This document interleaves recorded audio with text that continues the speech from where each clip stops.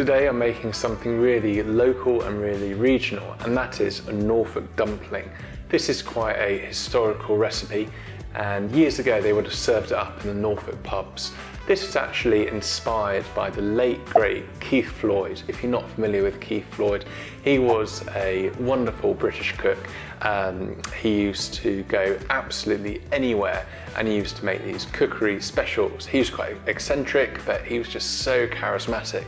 And there was this one video, and I mean just one video on YouTube, where he's in Norfolk, and he's in this Norfolk kitchen with this lady called Kath, this Norfolk lady, and they cook this wonderful Norfolk dumpling, and it's a big kind of enormous dumpling, and it inspired me to actually cook it today as part of my British pub series. This is really traditional, it's really hearty, and it's simple.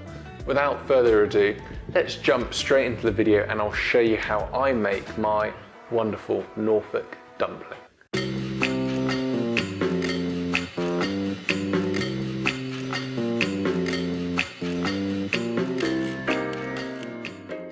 To kick this off, the first thing we do is make the suet pastry. Now this was the first time I was making the suet pastry. I wouldn't exactly say it went to plan, but it's all good experience. What we do is we have our flour. We have 350 grams of self-raising flour. We sieve that into our bowl, and then I add in 175 grams of shredded beef suet. So this is dead simple. You literally use half the amount of suet what you've used of flour, and then just mix the two together, the flour and the suet. I was always told with pastry that it's best if you use kind of cold hands, and you don't want too much warmth when making it. So I would say use a knife until you really need to use your hands. And then what you want to do is just add in dribbles of water, and this will gradually bring the mixture together. Then you can use your hand and just bring that all together. And then eventually you just have one large ball of suet pastry. Now, here's the thing, like most pastries, it's actually beneficial for it to rest, apart from suet pastry. So I had let this rest for a good amount of time, but actually I discovered after that it's best when you're making suet pastry to make it and then to pretty much use it straight away, and you don't have to chill it, okay? So I did everything you're not meant to do. So then when I've come later on to actually make the dumpling, I've taken the pastry out of the fridge, and it's just incredibly hard. It's like one large ball, and I think what's happened is the suet, the beef fat in the fridge has just become very hard, which hasn't worked well at all. So I had to break this down and just kind of rework it with a bit of water. It was okay, and eventually I've rolled this out and I've got a nice kind of smooth layer of pastry. What we have going into the dumpling though is some finely chopped onions. So I have a couple of onions, finely chop those.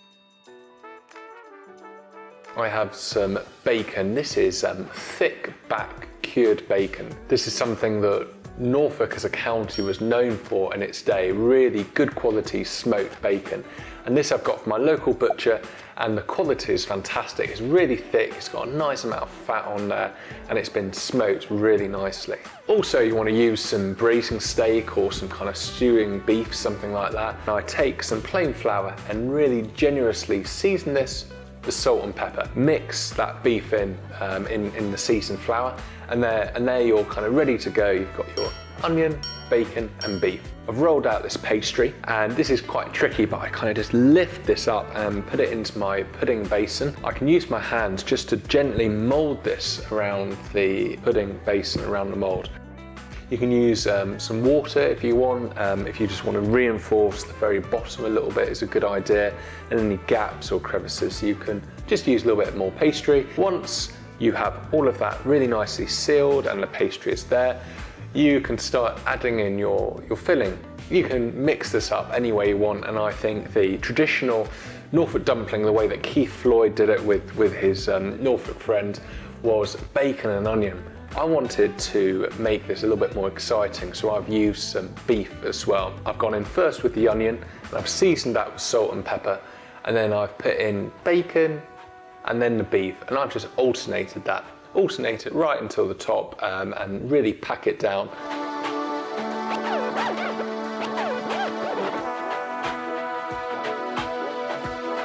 And then the last thing you want to do is roll out the pastry and place that on top.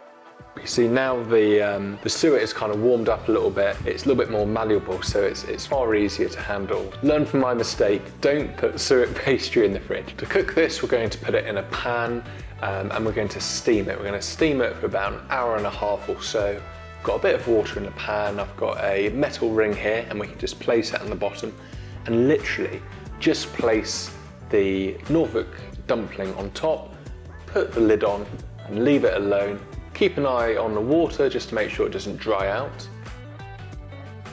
Once this is done, you can lift this out, be really, really careful, and then use a knife just to loosen around the outside.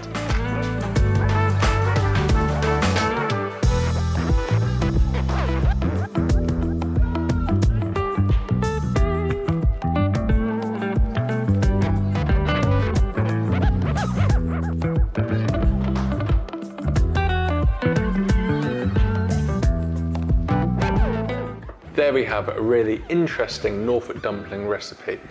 I can assure you this was the first time that I cooked this today. I certainly learned a lot from making it, mainly not to put your suet pastry in the fridge. But you know what, that's all part of the fun. And my YouTube channel is a great project because I'm pushing myself creatively with making new content every week, but also pushing myself in the culinary arena as well.